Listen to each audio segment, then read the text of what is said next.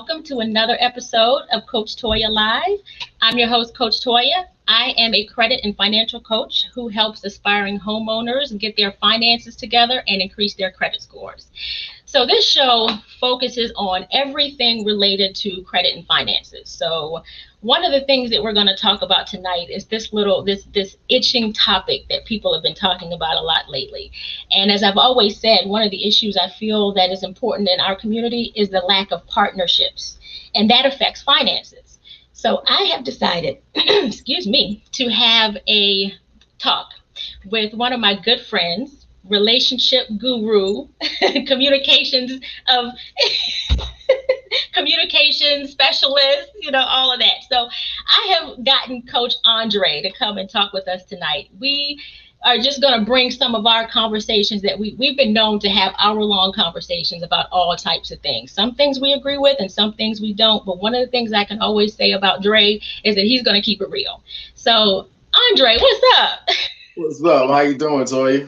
I am doing well. Good. Doing well. So congratulations on your show. Well, thank you. Thank you. Thank you. Thank you. People always said you talk a lot. So it kind of goes in line with what I do anyway. Yeah. So now I get a chance to bring a lot of those conversations that I have just kind of on the phone in front of people. So because I feel like you drop some gems. Yeah, you're quite chatty. So anyway. Yes, but you drop a lot of gems. And unfortunately, a lot of women don't have as you would call it, a friend or a male that can give them the truth, because without any type of, sexual interest in them. So you really have to be careful who you're getting your information from. So that's one of the reasons I really appreciate the conversations we've had over the years. Cool. So let's start by talking about this book. Right. Tell me about your new book. Okay. Forensics of Cheating, Mindsets of the Unfaithful is a collaboration with social media influencer Terry Duran. And we wanted to break down the mindset behind cheating, because there's no definitive work that will ever be done because it's so darn subjective, right?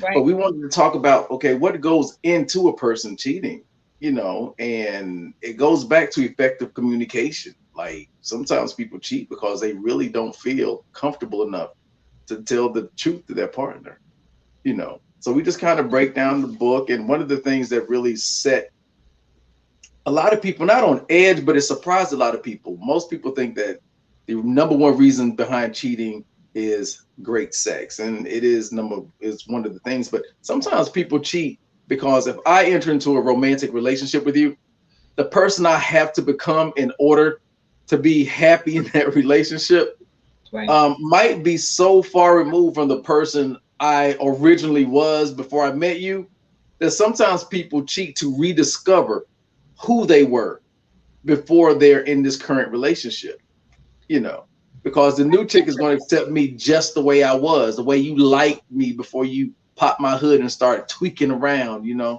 So that's how it is. So it's not necessarily is a partner going to cheat. It's like, what type of cheater are you dealing with? Gotcha. So,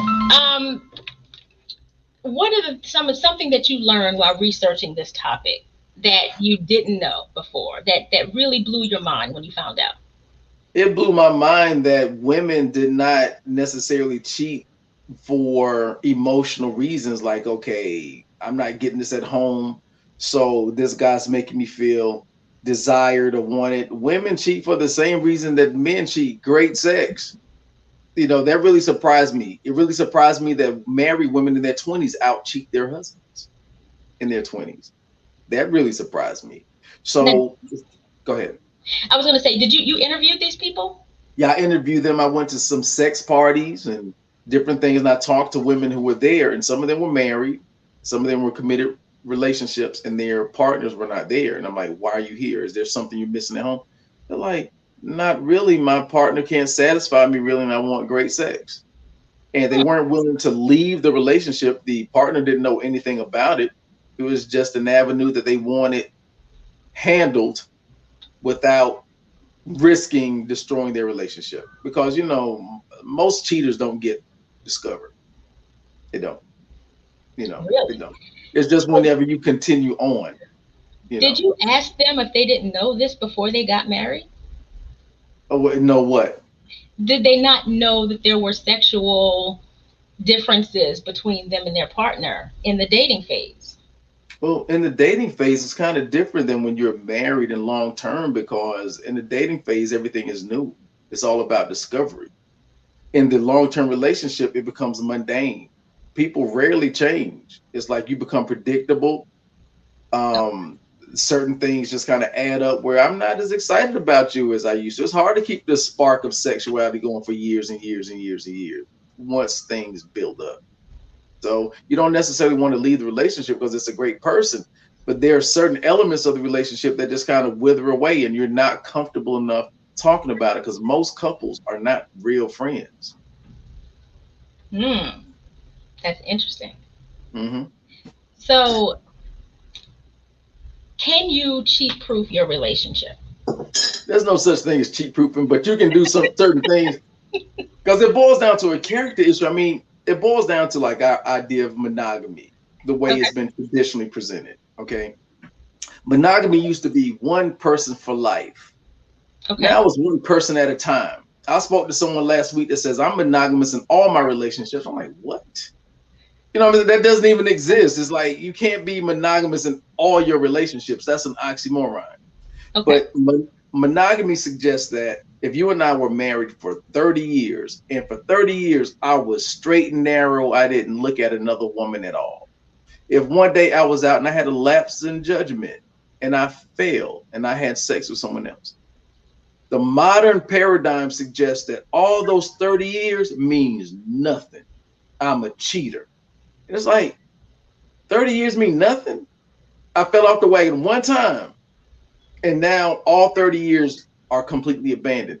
And that's just not really, I don't think it's truthful. I mean, there's a certain thing, there's a new study or I guess theory out um, that Esther, I think Perez, I think that's her name, she kind of put out. It's called like, we know about emotional intelligence, we know about high IQ, but she's talking about EQ, which is erotic intelligence, Right. which has to do with desire, and desires can change over the years. We just need to be real in these relationships that we're having and realize, like, yo, sometimes I might want something different. It doesn't mean that I don't love you. It doesn't mean that I don't want you. But we have a sense of ownership these days. It's like, okay, I don't want to get off topic, but it's just so much to We're, go we're there. gonna go there. We're gonna go there because it's interesting that you brought that up because I was thinking about that before the show. It seems like in our community, we look at our men as ours. Girl, this is mine. Don't you look at it. Don't touch it. This is my prized possession. That's It right. seems like other communities are a little more open to sharing their men. Did you find that in your research? Well, I mean, it all depends on like the fairy tale. I mean, in the West, we just have this fairy tale. Like a lot of women want to be chosen. He chose me. He chose me. I'm the one that's selected. But there's this power dynamic that goes on because you have these two independent people now who are fighting and fussing. And this, we'll get to this down the road. But when it comes to finances and stuff, you can look at other cultures. Like I know some Indian people who the woman makes $200,000 a year, but they have one car. She waits for her husband when they leave. There's no power struggles when it comes to stuff like that. It's like they're set roles, but we Right. really don't, we don't want to have that because they have a culture. We don't have culture in the United States. We just have desires and what I think and what I want, and that's not, it's hard to build on that because it's subjective, you know. Wow. So you brought up the money topic. Yes. And that's important because we've always kind of had this debate on there's something going on in dating that I'm noticing, and a lot of my friends are who are single complain about this as well.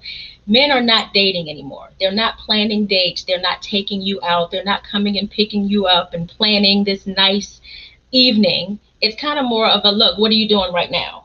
Or can you meet me at the local spot up the street? They're not spending money in the beginning.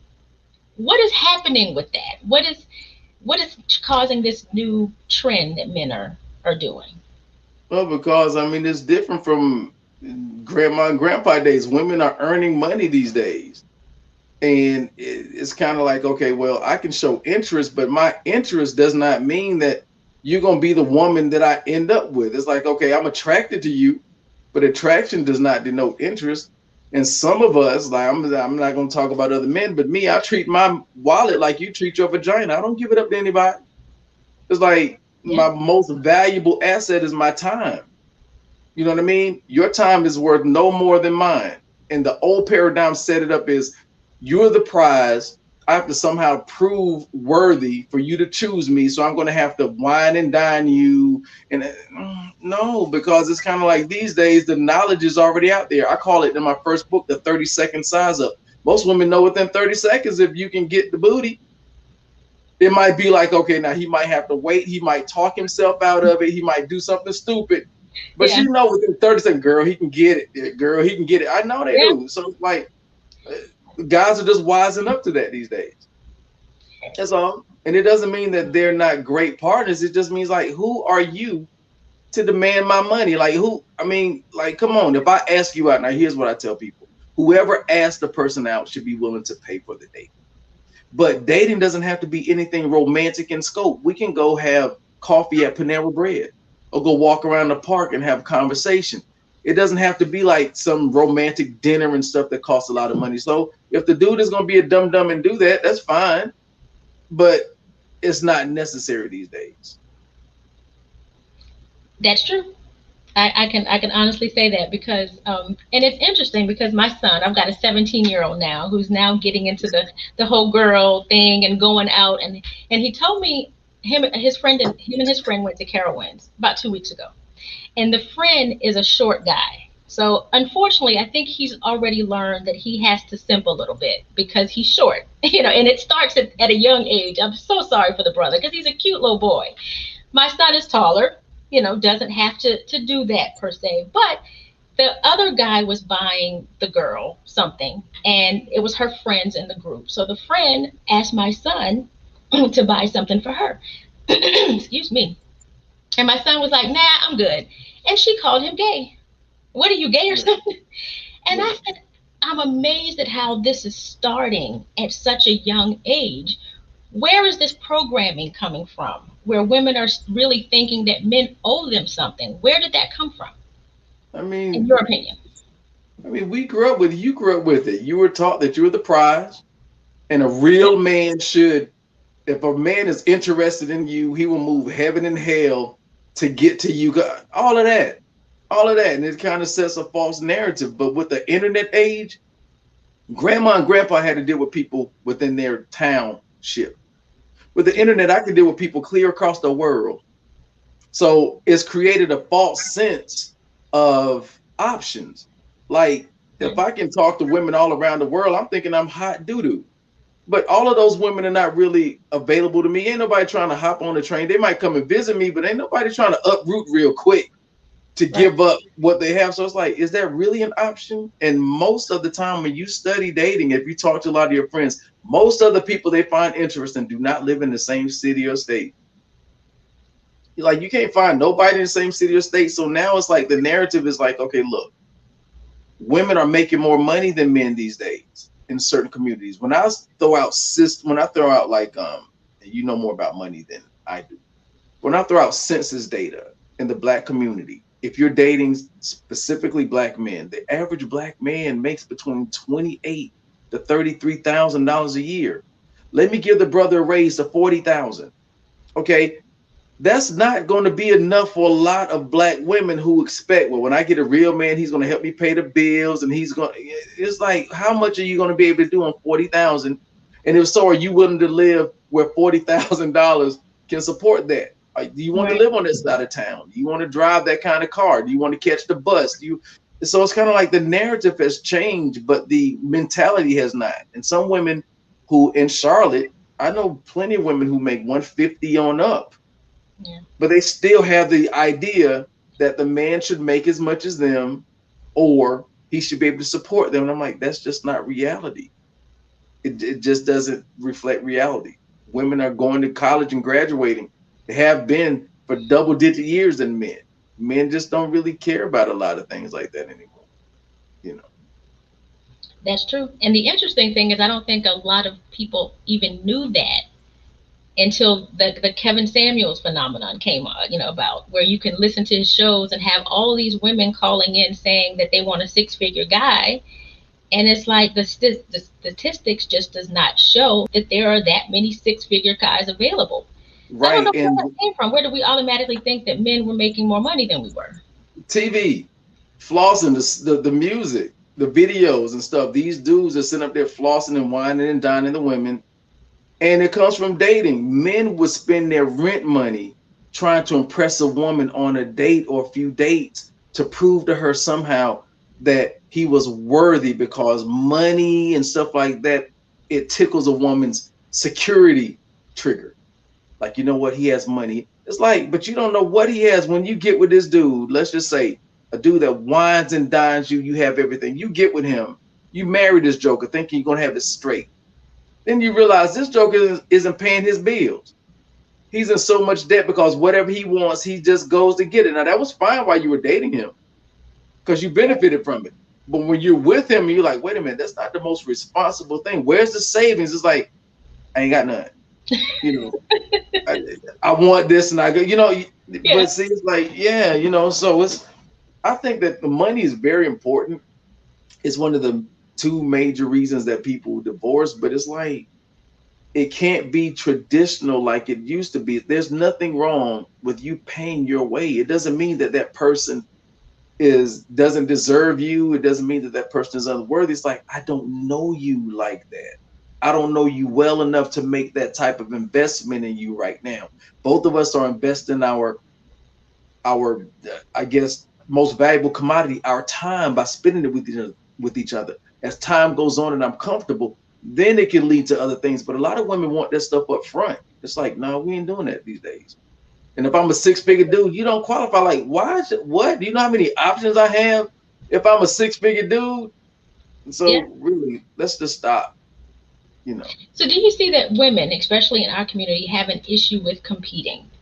Because that's a topic that Kevin Samuels talks about a lot. You're saying that there's not a whole lot of six-figure guys, so you have to set yourself apart from other women to get noticed by certain types of men. So do you think that we have an issue with competing?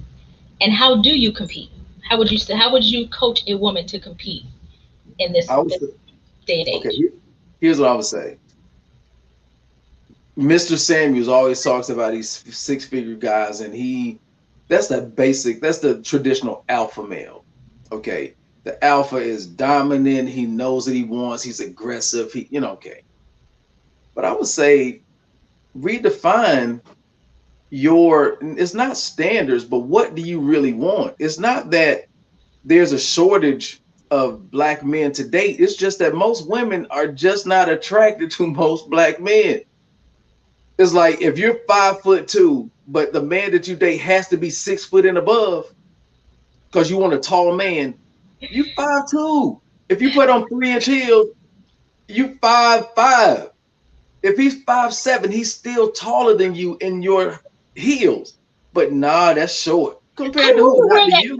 I need to do research on that. I wonder where that came from because you're stepping on my toe here. I'm 5'3", and I'm typically not attracted to anybody under 5'9". And I know I passed up a lot of great men because of that. But in my mind, it's something mental, I think. Do you know, like, if I think I put it up on my page before, just worldwide, not just in the West, but the average height for most men in the world is 5'8" and 5'9".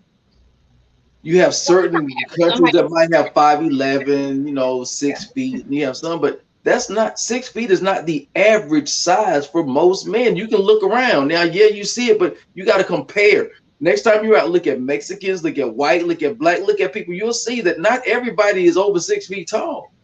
Younger people, maybe because of the food that they've been eating and the hormones and stuff like this, right? Maybe, but typically 6 feet. I don't know where we get the number. Maybe because it's above average, and we just don't want average. We feel that we qualify for more than some of us actually do.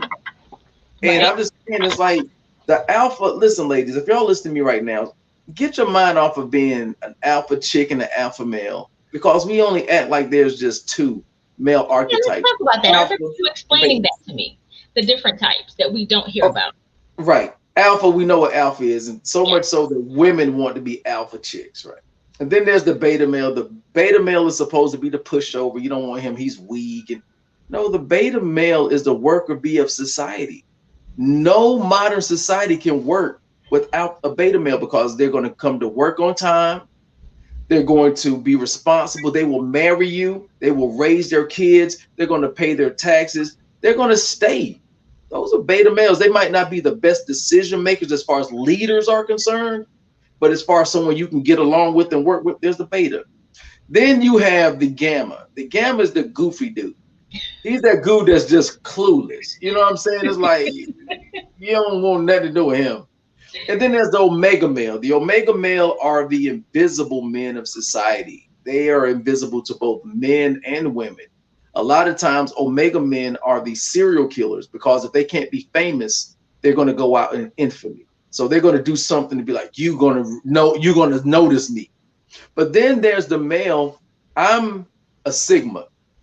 The sigma is an introverted alpha. It's like I have leadership ability.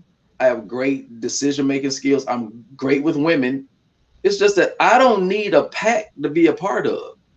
It's like sigmas are the lone wolf. It's kind of like in a society where, let's just say I live in Raleigh and I moved to Charlotte, and all of the men in Charlotte were wearing dresses. You will not get an alpha male to put on a dress because you're like, I'm a man, I'm not going to do that. But sigmas realize that clothing are just symbols of, their protection. And if I'm going to move from Raleigh to Charlotte and all of the men are wearing dresses, me putting on a dress, one, I'm going to be inconspicuous. I can learn the what, why, when, and who, how to maneuver without causing much attention to myself. And then when I know the landscape, I can take off the dress and wear pants because I am a man underneath it. But I just don't have the desire to say, look at me, look at me. So there's a sigma and alpha, they're synonymous, but sigmas are more mysterious and they don't care about the attention. But y'all need to get some beta males. Y'all don't want the beta males. And most of y'all husbands who want to get married, they were in your friend zone. They're that man that you'll tell your friends about, but you don't want them. You're right. You're right. Right? You're right. I think as I've heard people say, you need to go down your friends list and see which one of them can you possibly move into the other category. We don't want what's best for us. We want what we want. And we've already defined what it is. And you It's know what got I to think? look like this. I think it's not even about the man. I think it's more so we want to look good to our girls. Of course. I mean, you don't I want think that's what it's all about. you don't want the funny looking dude. You want to say, "Ooh, girl, he fine." You You know, want to say, well, Toy guess got a what? But fine he's girl. good to me. I know he got a big, but a big hand, but he's good to me. Yeah, yeah, hey, yeah. You start justifying the funny looking dudes. Like Yeah, you start talking about what they do. Girl, he's a banker though, or he lives on Lake Norman. You start pretexting the funny yeah, looking dude. you But do. yeah, But isn't it the same with men though? Men, they're attracted to women by the way that they look, right? yeah, I would say so. Yeah. I would say So so. But see, the thing about it, Toy, though, is that men were never meant to be the fairer sex. I mean, it's like women were. In the animal kingdom, most of the time, the male species is the most beautiful. You look at peacocks and lions and stuff like that, the males are more beautiful, but not in the human species because it's like you got some funny looking men. That's why a lot of women are not attracted to it. And most of y'all want the same type of guy. You want tall, dark, and handsome. You want tall, dark, and handsome, but tall, dark, and handsome, you don't think tall, dark, and handsome know that they're tall, dark, and handsome, but you want tall, yeah, dark, and handsome to act like short, light, and fat.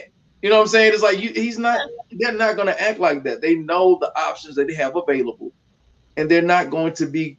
They're not going to conform to what you want them to be because they know that they are an asset. And it's like at the end of the day, though, a woman should not, in my humble opinion, and I'm not saying get with somebody that you're completely not attracted to. I'm not saying that. But what I'm saying is that if you get someone that will treat you right, you know what I mean? Someone that you can work with, why not get that? Why not be with a person like that? But that's not what women want. It's like, well, this is what I want because in your imagination, y'all built this Frankenstein of a man that's this height, this weight, this size. He's going to talk to you this way. He's going to be like, I can talk to him about anything. He's going to be my best friend. Like, men don't want to hear all this stuff you're talking about. We're not going to get you a gay friend if you want to talk to him like you talk to your girlfriends. You know, your man is not going to be the best friend of your imagination in most cases. We're going to be men, and men and women are different, period. And we're supposed to be. And a lot of us don't know that, because I think a lot of women grew up like I did. We didn't have men around. We didn't have our dads. So you grew up with a whole bunch of women. And I found myself, you know, earlier on, I was talking to men like I talked to my girlfriends, and realized that doesn't work very well. I expected them to think like my girlfriends think. So when they did something, I was completely clueless as to why would he do that? And realizing that we think differently. So how do you suggest people learn that skill? Because I think we talked about this, about learning the skills of dating and communication. First of all, if you got to unlearn in order to relearn. Okay, so it's kind of like, I don't care what you heard, how you were raised and stuff. The way that you were raised by your mom, your dad, your grandparents, whatever, they put you on the pedestal that a lot of men are not going to put you on these days. So it's like, look, two basic natures. The basic nature of men is to roam. Men like to move. We like to roam. We have this whole planet Earth, and we went to Mars. We went to the moon. Now we're trying to go to Mars, right? I mean, men move. We're here. We go to the other side of the mountain. But once we get there, what else can we conquer, right? The basic nature of women is to stay, is to incubate. A woman can take a house that a man makes and turn it into a home. Men are not good at making homes. We're good at acquiring houses. Houses could be women, different relationships, but a woman can make that a home. So realize, if you got a man, you can't hold on to him like this and be like, you can't do this, you can't do that. And you got to check your jealousy and realize this dude has to have the freedom to roam. It doesn't mean that he's got to be with other women or anything, but let's say I want to go on a trip for like 7 days. I don't want you to come with me. I want to be by myself. I want to do it on my own. But a woman's like, no, but what are you doing? Like, look, realize he's got to go. If you don't let him go, he's going to lie. He's going to find ways to get up out of there. Men, what should you realize about women? You may want to go for 7 days, but she wants you home because part of her security is tied up with you being there with her, being around her. So you can't stay for 7 days. Maybe you stay for 3. Maybe you stay for 4. But ladies, you got to let your man roam. If you don't, he's going to find ways. He's not working late because he has to work late. He's working late to get some time. And a lot of times, if he's around you all the time with these isms and expectations some of you all have, you're supposed to do this, you're supposed to do that, he doesn't feel like he's winning at home. So men like to spend time where they feel they're winning. And if he's winning on his job, he's going to spend time on the job. If he's winning with the side chick, he's going to spend time with the side chick, because men like to win. We play games where we win or lose. You know, it's not the same type of games that little girls play, which is community. You know, we don't play community. Interesting. So that's just basically it. You know, and the last thing you and I talked about, the 80-20 theory, Latoya, is real. It's like, if you and I are in a relationship, you can provide 80% of my wants and desires. 20% you can't touch no matter how hard you try. Now, 100% represents whole and complete. I can't be complete rolling on 80%. After a while, it's like, I'm going to want the 20. And because part of that has to do with my individuality. And I'm going to find ways to find it or express it. And if I don't, resentment occurs. I'm talking to someone right now who's been married 30 years. He has not had sex with his wife in 3 years because she doesn't want to. She's been cheating. And she does not know, but he getting ready to leave her because 20% of his needs are not being met.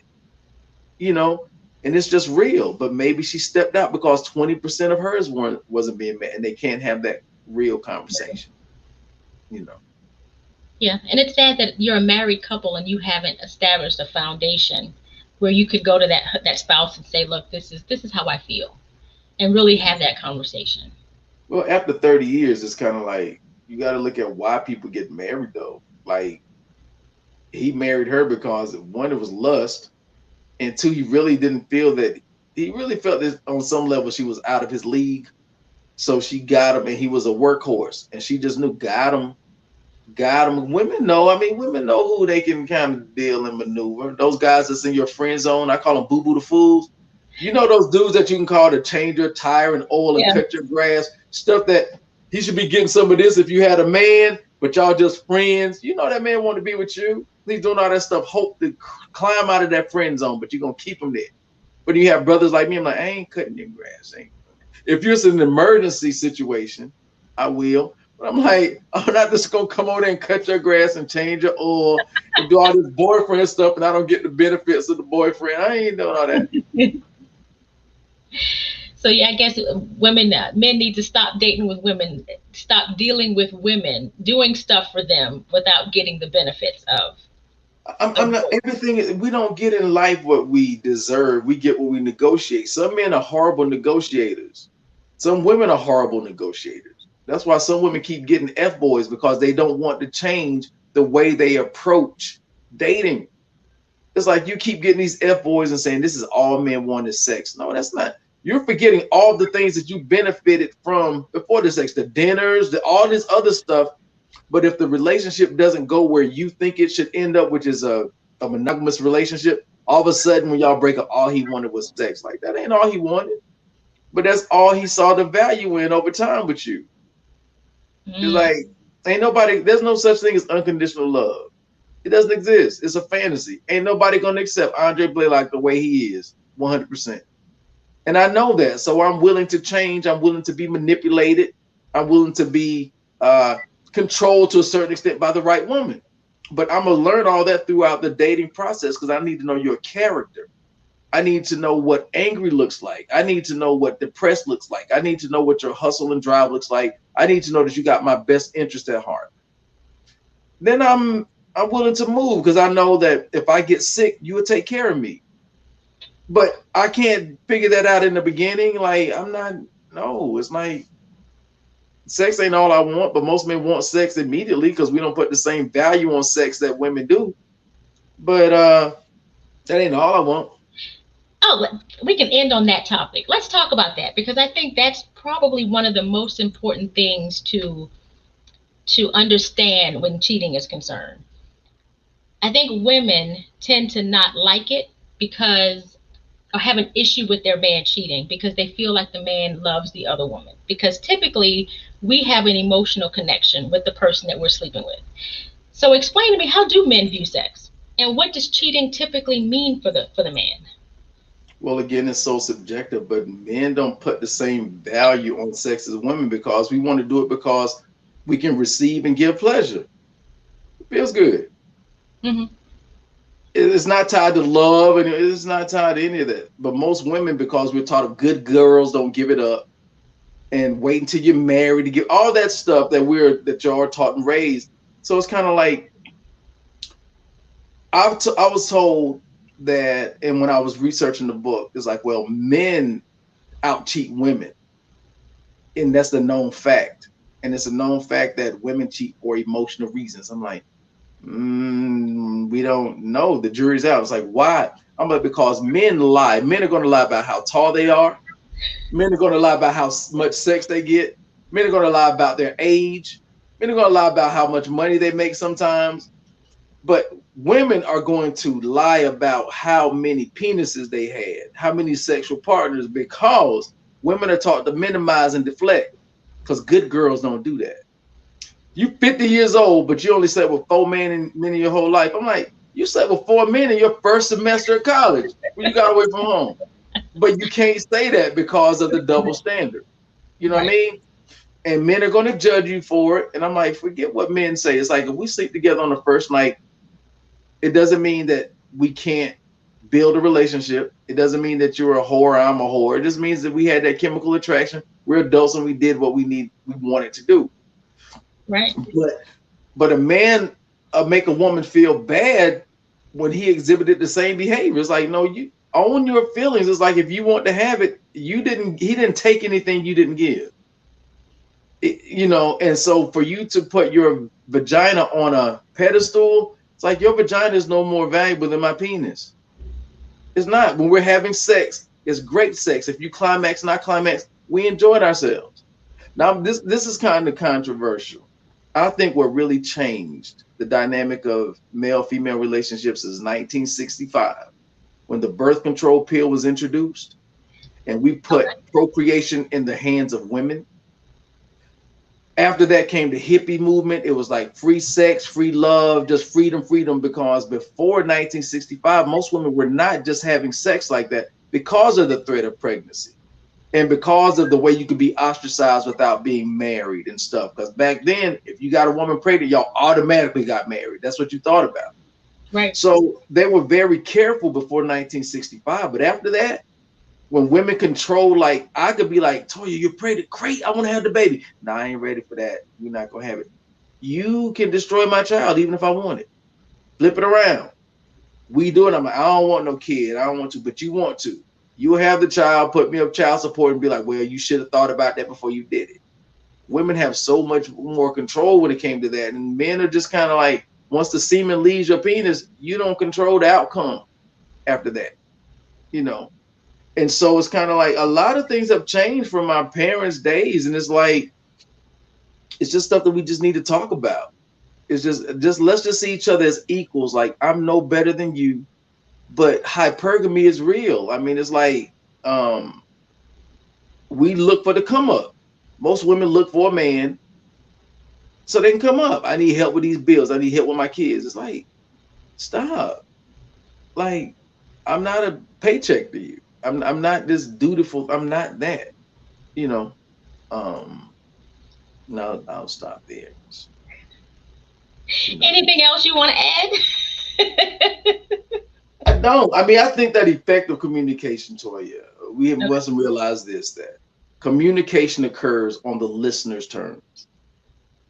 And it doesn't matter what I say, it matters how you process what I'm saying. Now, during the dating process, if I'm learning you, and especially body mechanics, because 93% of communication are nonverbal, it's not what you say. Like I can ask you, Toya, do you really like me? Do you have a problem with the way the relationship is going? You're like, no, I think everything is going good. Do you see my words and what my mouth is? My body Yeah. will not lie. My words are a conscious thing. Yeah. My body mechanics are a subconscious thing, like blinking eyes. Your body will not lie. So if you learn stuff like that, you can get effective communication during the dating process. You can feel the person out. And then you can communicate to them like, nah, these are her trigger words. I can see she gets aggravated with certain things. So you know how to speak to the person in terms that they will gather, so they will understand, you know. And I think we just don't want to do it. We want what we want. We think there's somebody out there, we're going to meet them and they're Yeah. just going to fit in. It's like, no, man, they ain't worked for you in the last 30, 40 years. Why are you still doing it that way? Because God is going to bring him, Andre. What do you say to those people who There's say, no you know script. what, God There's is no, I'm waiting on God to bring me my perfect mate. well, that's why you're still waiting. It's like, there's no scripture to support that. And all you're getting, get understanding. And all you're getting, get understanding. Human nature, human beings, since the time we've been on the planet, cultures have changed, technology has changed, but people are people. People are people. Women, for the most part, function a certain way. Men function a certain way. If we understand the differences, because there's more that divides us than we have in common, and that's cool. That's why we can have male and female representations. But we don't want to learn it. Like some of the female representations these days are so masculine in appearance, women yelling and being that aggressive and stuff. It's like that is not feminine. That's not the feminine. Now I understand well, the men weren't there. I understand that part. But there is a feminine element and there's a masculine element. And sometimes we're just blurring the lines because we're like, no, that's the way we're socialized and there's a spectrum. And I'm like, no, man, you know, just understand the differences. Most women want to feel secure, loved, validated. Most men want to be respected. We don't care about love as much as y'all. And I often say, one of the best places you can be is when you really love that man and when he really likes you. That's the best place to be. When I really like you, I'm You've gonna be always said bragging that. about you And I've with my always said, right, friends. what are you talking about? Yeah. when I really like you, I'm like, man, I met Toya, man, she does this. I'm bragging about you to your friend. I want to be around you because I really like you. When I start loving you, you expect me to love you with a feminine love. Men don't love the same way as women. It's more duty. It's more dutiful. It's not that emotional, like, oh, I feel. No, it's like, no, these are certain things that I do. I show you I love you by the things I do for you. It's not necessarily me telling you stuff and all that stuff. It's just different. So I'm like, when he falls in love with you, especially if you maneuver him a lot, you're probably not gonna like what you get. It's not gonna be the thing that you think it is. It's not. And you probably been in been in this situation before. You're dating a guy and y'all dated for a few weeks, a month, versus a couple of years later, once you've been in that serious relationship with him. Those are two different relationships. Yeah. Two different relationships. He ain't bragging about you to his boys like, man, this chick, every time I go home, it's different. I'm telling you. Wow. Anyway, tell everyone how they can get in contact with you, and what do you do? What type of coaching do you do? What do you specialize in? How do they get in touch with you? Well, I'm an effective communication strategist. Once upon a time I used to work with people one-on-one, but you ain't gonna tear my nerves up. Like, no. It's too much mania going on and too much drama. So pretty much I'm into infotainment events. Like, if you want to have a workshop, you and 10, 15 of your girls get together, we can have a SOS isms expectations seminar. Okay. You can reach me at andreblaylock.com. There you'll find like links to my blog.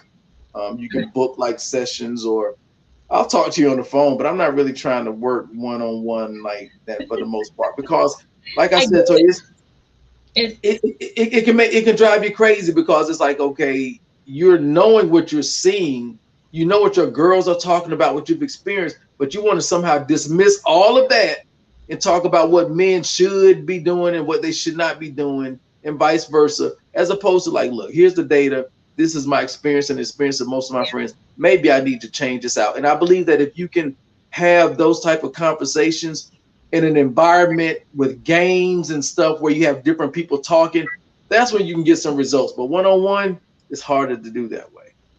Yeah. So a lot of us don't want to change. We don't want to change. We want to keep doing things the way we've been doing it. And one of the things that I've personally had to do was say, look, how is that working for you? And when that answer was no, then maybe I need to listen to what Dre says. I've hung up with you mad at you. Oh yeah, you did. Oh yeah, you did.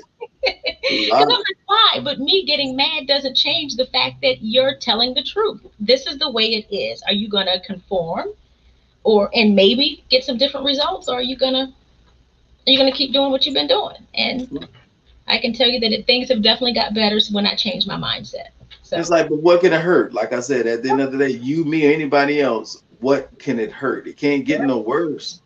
But you get pushback, because our single friends start to look at us like, why are you trying to be a pick me? Or why are you trying to do that? Or he needs the girl, So then you have that element that you've got to deal with as well. I always say that single women keep other women single. Sure do. So with that being said, it's always a pleasure speaking with you. Anything else you wanna say? No, I really don't. Just happy dating, y'all. I mean, the pandemic is pretty much getting behind us, and people are really trying to jump out of relationships, jump into these situationships, So just kind of just be safe. I mean, just at the end of the day, there's nothing wrong with slowing down and getting to know the object of your desire. And before you connect your heart, observe that person run through the gambit of emotions. You need to see what angry, jealous, depressed. You need to see what all that looks like before they're your boo. You really, really do.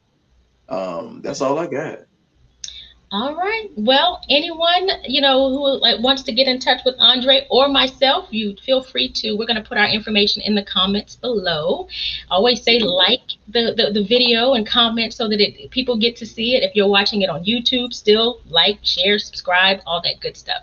So thank you so much, Andre, and we'll talk soon. Thanks for having me here. Peace. All right. Bye. Bye.